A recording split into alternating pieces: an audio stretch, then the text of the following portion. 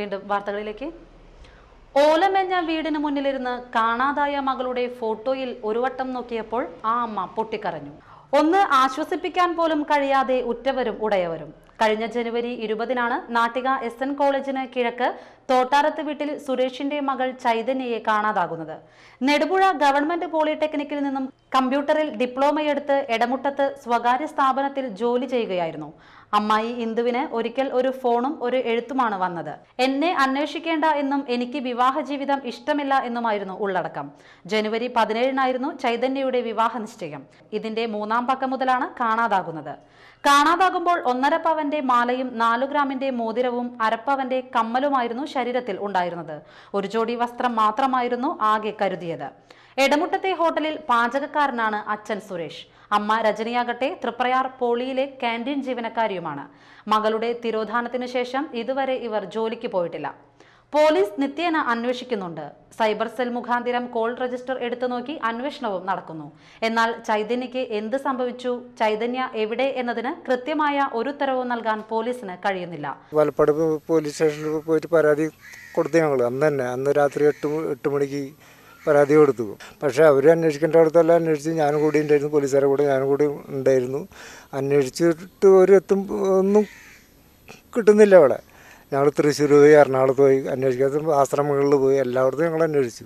പക്ഷേ വലപ്പാട് പോലീസ് സ്റ്റേഷന് ഒരു തുമ്പും കിട്ടുന്നില്ല. ചൈതന്യയെ ആര് കടത്തിക്കൊണ്ടുപോയി എന്നതിന് ഉത്തരം നൽകേണ്ട പോലീസ് മൗനത്തിലാണ്.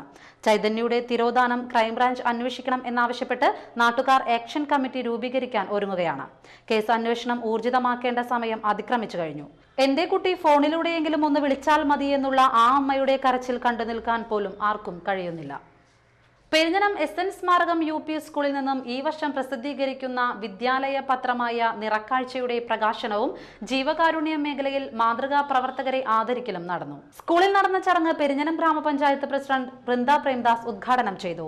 ബ്ലോക്ക് പഞ്ചായത്ത് അംഗം AR രവീന്ദ്രൻ അധ്യക്ഷത വഹിച്ചു. 4-ാം ക്ലാസ് വിദ്യാർത്ഥി നന്ദഗോപൻ KGയുടെ ചികിത്സയ്ക്ക് നിധി ശേഖരിച്ച പ്രതീക്ഷ സാംസ്കാരിക കേന്ദ്രത്തെയും ഉത്സവാഘോഷത്തിന് വെടിക്കെട്ടിന് വേണ്ടി സ്വരൂപിച്ച ധനം ജീവകാരുണ്യ പ്രവൃത്തിക്ക് വിനിയോഗിച്ച കൊച്ചിപ്പറമ്പത്ത് ക്ഷേത്രം സമിതിയെയും ചടങ്ങിൽ ആദരിച്ചു. പ്രതീക്ഷയ്ക്ക് വേണ്ടി സെക്രട്ടറി KK സച്ചിതും കൊച്ചിപ്പറമ്പത്ത് ക്ഷേത്രയോഗത്തിന് വേണ്ടി രക്ഷാധികാരി KK ബാബുരാജനും ഏറ്റുവാങ്ങി. ഗ്രാമപഞ്ചായത്ത് അംഗം Nirmala Peethambaran, PTA president KP Shaji, MPTA president Girija Snehajan എന്നിവർ സംസാരിച്ചു. ചടങ്ങിന് TV വിനോദ് സ്വാഗതവും PA അനീഷ നന്ദിയും പറഞ്ഞു. എടത്തിരുത്തി പഞ്ചായത്ത് 2013-14 വർഷത്തേക്കുള്ള ബഡ്ജറ്റ് അംഗീകരിച്ചു. ഗ്രാമീണ റോഡ് നിർമ്മാണത്തിനാണ് ബജറ്റിൽ ഊന്നൽ നൽകിയിരിക്കുന്നത്. ഇതിനായി 90 ലക്ഷം രൂപ മാറ്റിവെച്ചിട്ടുണ്ട്. ഭവന നിർമ്മാണം, വീട് അറ്റകുറ്റപ്പണി, തെരുവ് വിളക്ക് എന്നിവയ്ക്ക് കാര്യമായ വിഹിതം മാറ്റിവെച്ച ബജറ്റിൽ പട്ടികജാതിക്കാർക്ക് മുന്തിയ പരിഗണനയും ഉണ്ട്.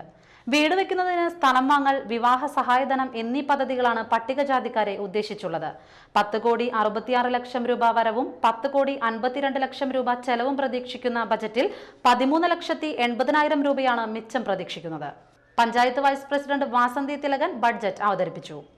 പഞ്ചായത്തിൽ ലഭ്യമായ പരിമിതമായ ഫണ്ട് ഉപയോഗിച്ച് പഞ്ചായത്തിലെ ഗ്രാമീണ റോഡുകളുടെ പുനരുദ്ധാരണവും തെരുവ് വിളക്കുകളുടെ സ്ഥാപനവും പുനരുദ്ധാരണവും ഭവന നിർമ്മാണം, കുടിവെള്ളം, മറ്റടിസ്ഥാന സൗകര്യങ്ങളുടെ വികസനത്തിനുമായാണ് ഈ വർഷവും പരമാവധി തുക മാറ്റിവെക്കാൻ ഈ ബഡ്ജറ്റിൽ ശ്രമിക്കുന്നത്.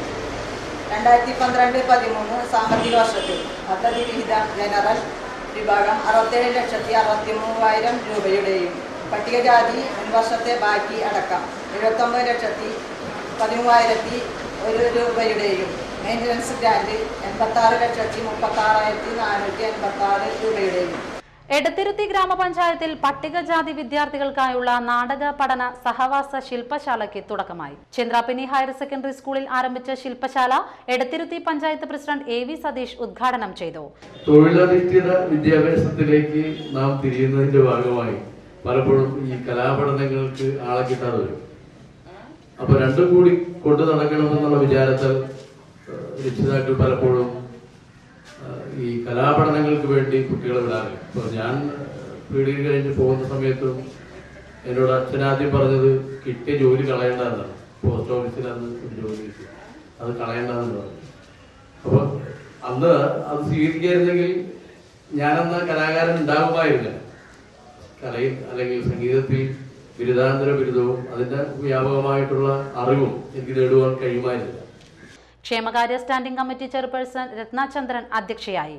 ബ്ലോക്ക് പഞ്ചായത്ത് അംഗം MG ചന്ദ്രൻ, വാർഡംഗങ്ങളായ മല്ലിക Vasu, Gita Mohandas, PS Shafi, PV Sushma, VC Suma എന്നിവർ സംസാരിച്ചു. ക്യാമ്പ് 31-ന് സമാപിക്കും. എടത്തിരുത്തി ഗ്രാമപഞ്ചായത്തിലെ കുടുംബശ്രീ ബാലസഭാ അംഗങ്ങൾക്ക് ഗണിതവർഷ പരിപാടിയുടെ ഭാഗമായി ദ്വിദിന ക്യാമ്പ് നടത്തി. Panchayat president AV Satheesh camp ഉദ്ഘാടനം ചെയ്തു. വൈസ് പ്രസിഡന്റ് വാസതി തിലകൻ അധ്യക്ഷയായി. CDS ചെയർപേഴ്സൺ ഷീന വിശ്വൻ, ജനപ്രതിനിധികളായ PS ഷാഫി, രത്നചന്ദ്രൻ എന്നിവർ സംസാരിച്ചു. മലയാള ഭാഷയുടെ പ്രാധാന്യത്തെക്കുറിച്ച് Kerala Sangeetha Nataka academy administrator officer VK Sreedharan class എടുത്തു. അങ്ങനെയാണ് നമ്മൾ ചെയ്യുന്നത്. ഈ കുടുംബശ്രീയുടെ ആഭിമുഖ്യത്തിൽ പഞ്ചായത്തിന്റെ നേതൃത്വത്തിൽ ഈ ബാലസഭാ സംഗമം നടത്താതിന് വേണ്ടിയാണ്. നമ്മൾ ഒരു മഹാൻ പറഞ്ഞിട്ടുണ്ട്, നമ്മൾ ആവശ്യത്തിലധികം മതിലുകൾ ഉണ്ടാക്കുന്നു. എവിടെ തിരിഞ്ഞു നോക്കിയാലും അവിടെ എല്ലാം. ശാസ്ത്ര സാഹിത്യ പരിഷത്തിന്റെ സുവർണ ജൂബിലിയുടെ ഭാഗമായി വനിതാ പഠന ശിബിരം സംഘടിപ്പിക്കുന്നു. വ്യാഴം വെള്ളി ദിവസങ്ങളിൽ തൃപ്രയാർ AUP സ്കൂളിൽ വ്യാഴാഴ്ച രാവിലെ 10-ന് പ്രൊഫസർ സാറ ജോസഫ് ഉദ്ഘാടനം ചെയ്യും. സ്ത്രീ പ്രതിരോധ പ്രസ്ഥാനങ്ങൾ എന്ന വിഷയത്തിൽ ഡോക്ടർ J ദേവിക പ്രഭാഷണം നടത്തും. പ്രധാന വാർത്തകൾ വീണ്ടും. ചന്ദ്രാപിന്നി ഹൈസ്കൂളിലെ 1982-83 SSLC ബാച്ച് വിദ്യാർത്ഥികൾ 30 വർഷത്തെ ഗതകാല സ്മരണകൾ പങ്കുവയ്ക്കാൻ ഒത്തുചേർന്നു. എടത്തിരുത്തി ഗ്രാമപഞ്ചായത്തിൽ പട്ടികജാതി വിഭാഗങ്ങൾക്ക് ഓട്ടോറിക്ഷ വിതരണം ചെയ്തു. നാട്ടിക സ്വദേശിയായ യുവതിയെ കാണാതായിട്ട് 2 മാസം. പോലീസ് അന്വേഷണം എങ്ങും എത്തിയില്ലെന്ന് ആക്ഷേപം. വാർത്തകൾ കഴിഞ്ഞു. നമസ്കാരം.